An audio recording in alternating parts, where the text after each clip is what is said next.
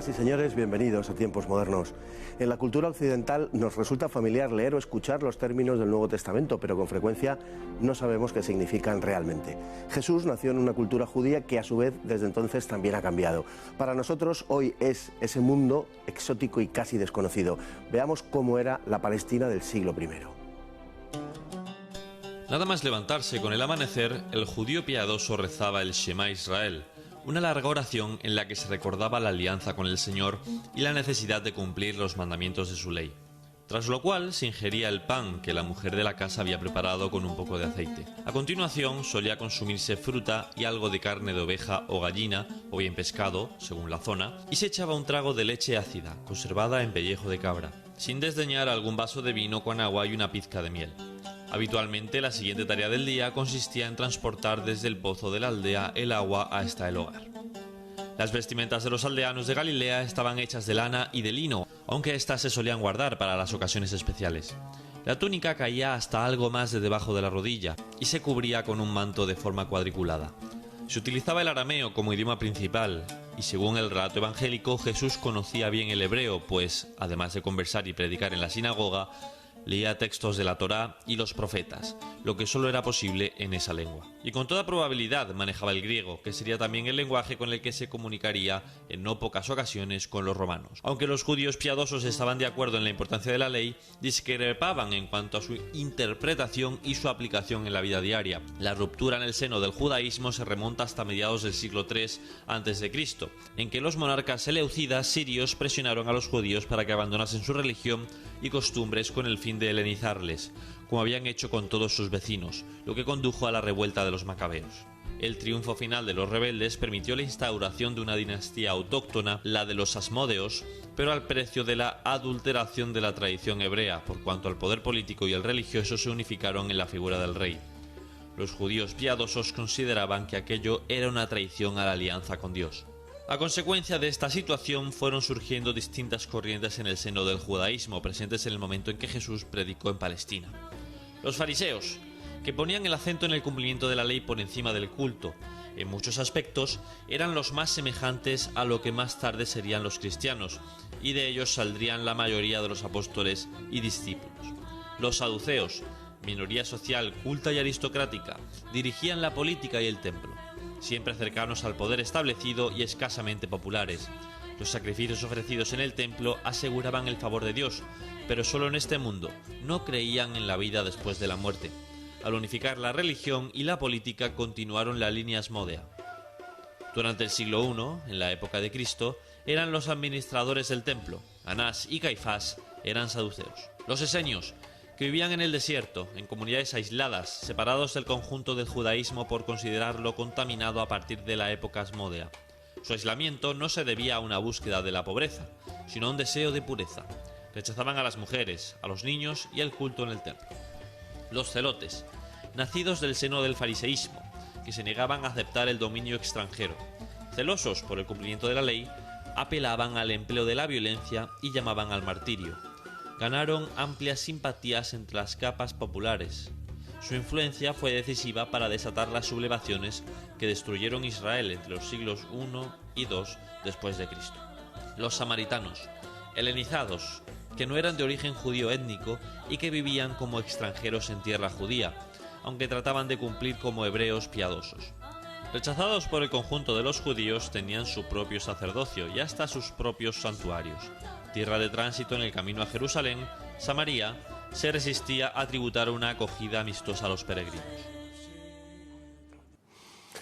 Don Luis Antequera, sea usted muy bien recibido en esta casa, que sé que además le ha costado particularmente venir hoy por el estado de su garganta, que no es el mejor. Y yo me encuentro muy bien hallado. Pues se lo agradecemos particularmente además.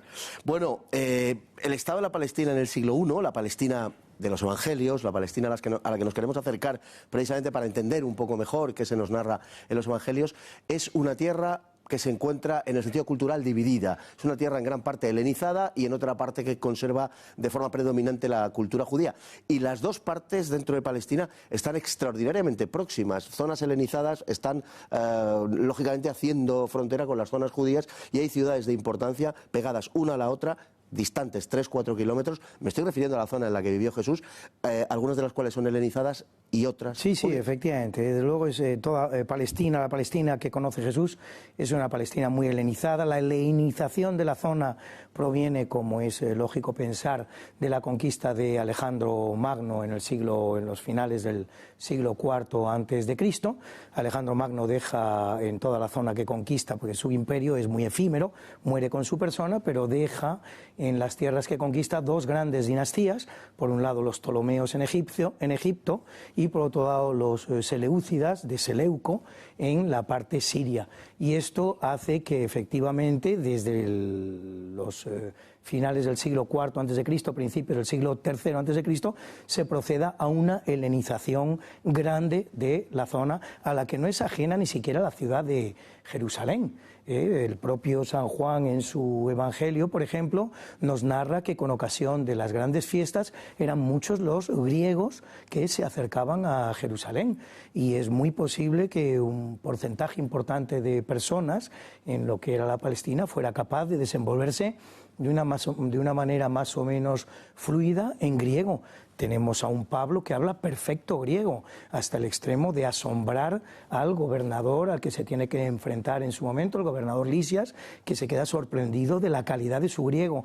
Pero no es improbable que muchísimos judíos tuvieran un griego correcto que les permitiera dirigirse a las autoridades, comerciar y llevar a cabo una cierta parte de su vida en esa lengua. Sí, efectivamente una Palestina muy helenizada. No olvidemos tampoco a estos efectos que el primer conflicto que se produce en la comunidad cristiana es un conflicto entre los cristianos que están más vinculados a la rama más judía del cristianismo frente a los cristianos helenizados, que se ven incluso obligados a nombrar un colegio de directores con 7 personas a su cargo, de las cuales la más importante, Esteban, que muere mártir y que tiene un nombre griego, que proviene de Estéfanos, el victorioso en griego. Algunos apóstoles de Jesús tienen un nombre griego, así por ejemplo Felipe, así por ejemplo Andrés. Evidentemente hablamos de una imbricación importante de ambas culturas.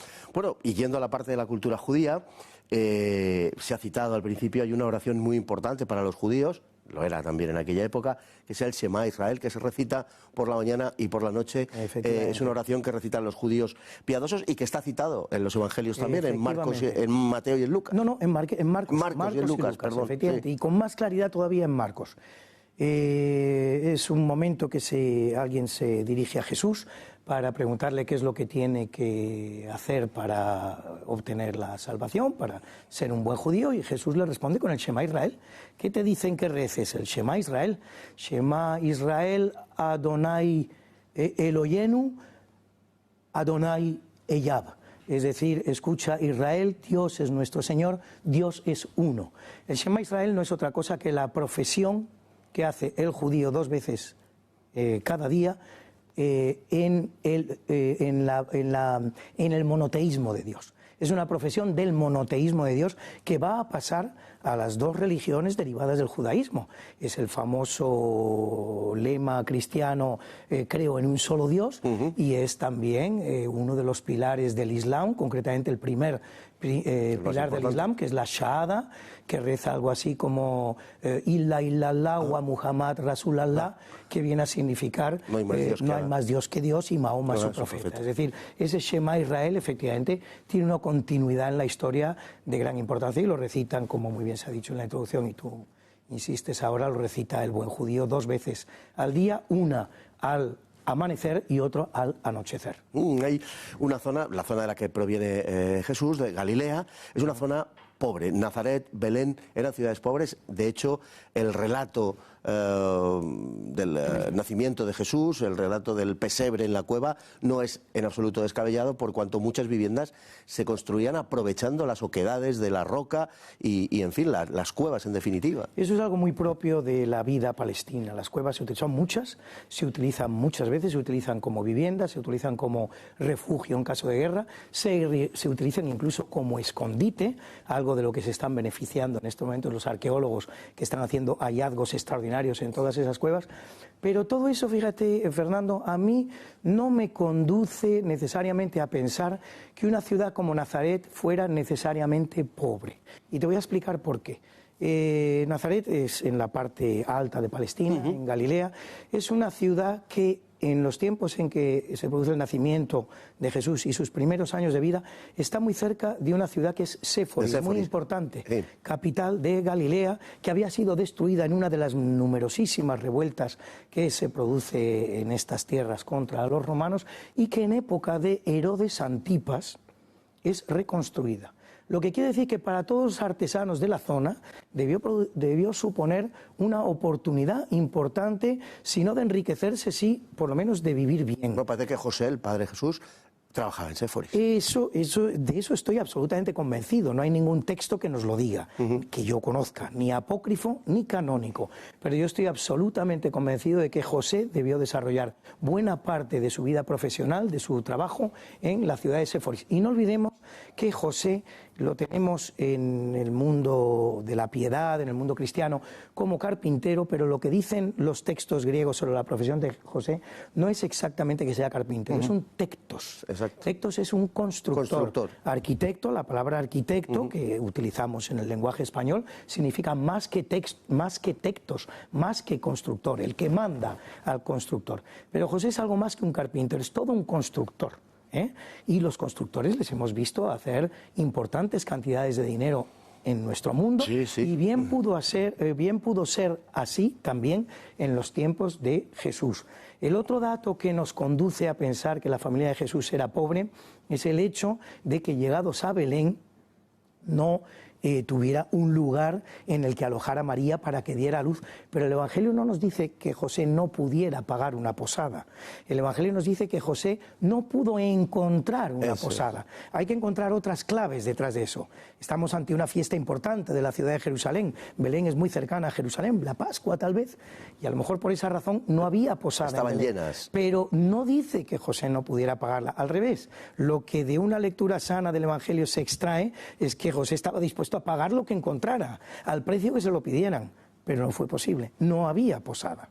Como por otra parte es lógico, vas a tener un hijo, pues pagas lo que haga falta. Efectivamente. Bueno, en cuanto al idioma, la lengua que se hablaba, hay dos lenguas francas en la zona, que son el arameo y el griego koiné, la versión más popular del griego, que con seguridad las hablaba Jesús, y probablemente también el hebreo, bueno, también con seguridad porque leía los rollos de la ley, ¿no? O sea que por lo menos esas tres lenguas sabemos que sí hablaba. Lo que es absolutamente seguro es que Jesús se manejaba en arameo, porque era la lengua que se hablaba en su entorno en aquel momento. El arameo, igual que el hebreo, igual que el árabe, son lenguas semíticas, muy emparentadas. Podríamos, para que nos entendiéramos un poquito, podríamos comparar el parentesco existente entre el arameo y el hebreo como el que existe hoy día entre el español y el portugués. Y el parentesco existente entre el hebreo y el árabe como el que existe hoy día entre el inglés y el alemán, algo más lejano. Pero tres lenguas con la misma raíz que pueden llegar en un momento dado incluso a intercomunicarse, particularmente el hebreo y el arameo.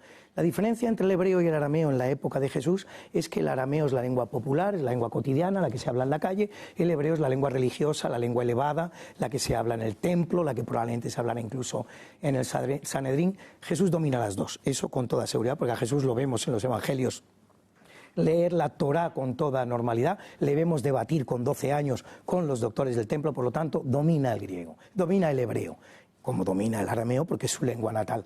El griego, eso es más difícil, entramos en el terreno de la especulación.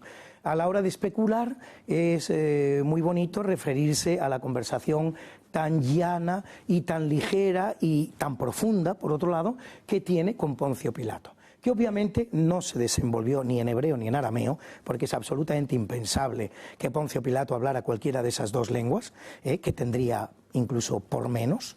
Es bastante improbable que se desarrollara en latín, porque no se puede pensar que Jesús tuviera un conocimiento del latín, y sí es muy viable que se hubiera desarrollado, de no existir traductores de los que no habla el Nuevo Testamento, que se hubiera desarrollado en griego. como por otro lado Jesús es una persona de educación esmerada, y como por otro lado hemos dicho que el griego es una especie de lengua franca de comunicación en toda la zona, y vemos a Jesús desenvolverse y viajar por toda la Palestina, llegar a los confines más septentrionales de Palestina, y luego es muy factible que Jesús también se desenvolviera y hablara un correcto griego. En aquel momento Jerusalén, ciudad capital en toda esta historia, está prácticamente, podemos decir, en el momento máximo de esplendor, o en uno de sus momentos de esplendor, por las obras de reconstrucción de Herodes. Efectivamente, bueno, es que esta dinastía idumea, que nace con Herodes el Grande y luego se desenvuelve, se desarrolla con sus hijos, con las distintas vicisitudes que le ocurre a cada uno de ellos, es una dinastía constructora, eso no lo podemos olvidar. Lleva a cabo un desarrollo económico de gran importancia. A Herodes el Grande hay que atribuirle la construcción de varios palacios, concretamente de la fortaleza impresionante de Masada, en la que tendrá lugar la última resistencia de los judíos, de toda una ciudad como es Cesarea Marítima, importantísima, que se convierte en uno de los grandes puertos del Mediterráneo, Cesarea Marítima, durante el transcurso de un único reinado, que es el de Herodes el Grande, y por supuesto él y su hijo Herodes Antipas, el templo, la construcción del templo, la reconstrucción del segundo templo, porque el segundo templo se construye en el siglo VI a.C., esto hay mucha confusión, hay mucha gente que se cree que el segundo templo es el de Herodes, no, el segundo templo se construye en el siglo VI a.C. al volver los judíos de lo que se llama el exilio babilónico. De Babilonia, sí. Pero lo que hacen los dos Herodes, Herodes el Grande y Herodes Antipas, que son los dos reinados en los cuales se desenvuelve la vida de Jesús, es reconstruir el templo y convertirlo en la que llegan a decir algunos que es la construcción más importante y más grande de todo el imperio. Se dice que se llegaba a Jerusalén y al ver el templo se veía una especie de espejo plateado que lo nublaba todo. El templo fue una construcción maravillosa, increíble. Para construir el templo hubo que unir dos montañas. Se hizo todo un muro, que es el que hoy día conocemos como el Muro de las Lamentaciones, se rellenó de escombro, se hizo toda una explanada, que es la que hoy día conocemos como explanada de las mezquitas, y sobre esa superficie ganada a la naturaleza de manera tan meritoria y heroica, se construye la que posiblemente es la construcción más grande del imperio. Bueno, no nos queda demasiado tiempo. Qué pena. Tenemos que ir, pues sí, porque me parece un tema particularmente apasionante, pero tenemos que ir a los principales grupos judíos. Sí. El principal, el fundamental, el más citado en el Nuevo Testamento, los fariseos, no salen bien parados y sin embargo son el grupo más ortodoxo, por un lado podemos decir, y más semejantes a lo que luego serán los cristianos. No te quepa la menor duda. Lo que pasa es que el Evangelio, precisamente por la proximidad que quizás tenía Jesús con los fariseos, se plantea en todo momento como un debate entre Jesús y los fariseos, que aparecen continuamente mencionados. Y hay unas maldiciones de Jesús hacia los fariseos que son terribles y que son las que han prevalecido en el pensamiento cristiano. Pero no debemos olvidar muchas cosas. Primero, por ejemplo, que los fariseos le salvan la vida a Jesús en más de una ocasión. Le avisan, te están persiguiendo, huye porque vienen a por ti.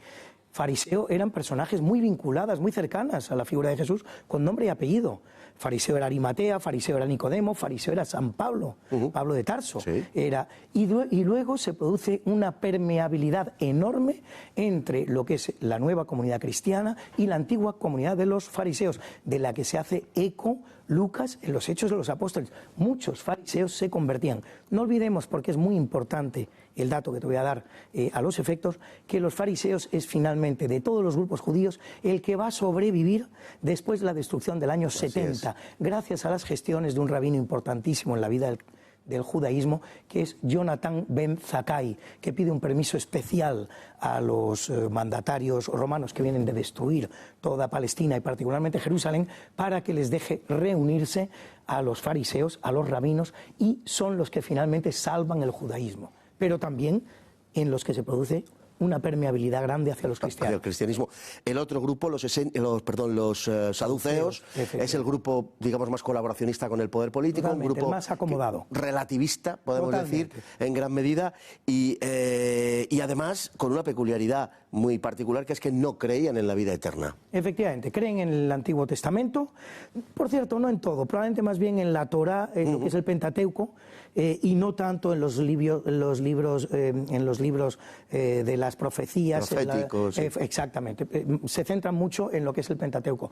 Y creen en la existencia de Dios, pero no en la vida eterna. Y lo que están, sobre todo, es muy acomodados al poder romano. Son los que gobiernan el Sanedrín, son los que gobiernan el templo, y aunque creen en la esperanza mesiánica, creen que vendrá un Mesías, pero no están interesados en que el Mesías venga a corto plazo y que sea cualquiera. Están bien, ellos están bien. ¿Para qué cambiar lo que está bien? Otro grupo al que se ha asemejado o se ha asimilado a Jesús, hubo una especie de moda en los años 60, 70, ¿no? Sí. Se le quiso hacer, en fin, parecer a los esenios. Sabemos que no era esenio, sabemos que hay diferencias, por ejemplo, en lo que hace a las mujeres y a los niños, fundamentalmente, que rechazaban los esenios porque eran distracciones mundanas. Los esenios se van al desierto fundamentalmente para buscar la pureza, para aislarse. Efectivamente, los esenios lo que buscan es la vida aislada, lejana al templo. Lo que hacen sobre todo es romper con el templo. Jesús es un urbanita, es un hombre que va de ciudad en ciudad, se introduce en la ciudad, desde luego no rechaza el templo para nada. No, Jesús para nada es esenio ni pudo serlo. Es verdad que con el descubrimiento en 1947 de los rollos del Qumran y posteriormente también de lo que es un monasterio esenio, que es el monasterio de Qumran, que hoy día constituye unos restos arqueológicos de gran importancia y visitables y muy bonitos, pues de acuerdo con este hallazgo, pues se produjo esta especie de moda de intentar identificar a Jesús con los esenios, pero no tienen nada que ver. Es verdad que hay algunos ritos que llegan a ser semejantes entre los esenios y entre lo que predica Jesús. Esa bendición del vino y el pan parece que está presente en los ritos esenios. El bautismo podría ser también una especie de herencia de las abluciones que practicaban los esenios, pero eso es todo lo que asemeja a Jesús y a los esenios. Quizás esos 40 días de los que habla Mateo, que Jesús pasa en el desierto, podrían ser una especie de referencia a alguna vivencia que hubiera tenido Jesús con los esenios, que ciertamente no los despreciaría y de alguna manera los tendría en buena estima, pero eso es todo el contacto del que podemos hablar de Jesús con los esenios. Y fíjate que ni siquiera San Juan Bautista se me antoja demasiado cerca a los esenios, cercano a los esenios. Por los esenios viven una vida en comunidad, en tanto que San Juan Bautista vive una vida en absoluta soledad. Y aunque otras cosas pueden asemejar, no me parece tampoco que San Juan Bautista ni siquiera fuera un esenio. Bueno, alguna cosa se nos ha quedado, los samaritanos, los celotes, tendremos ocasión de hablar de ellos porque vamos a volver sobre este tema en más de una ocasión, lo que no nos queda es tiempo. Don Luis, le agradecemos muy vivamente el haber estado aquí porque sabemos, como le decía al principio, que ha hecho un particular esfuerzo y se lo agradecemos también particularmente. Muchísimas gracias. Muchísimas gracias a ti y a todos ustedes. Y a todos ustedes igualmente por estar ahí cada día y hasta el próximo programa, si Dios quiere.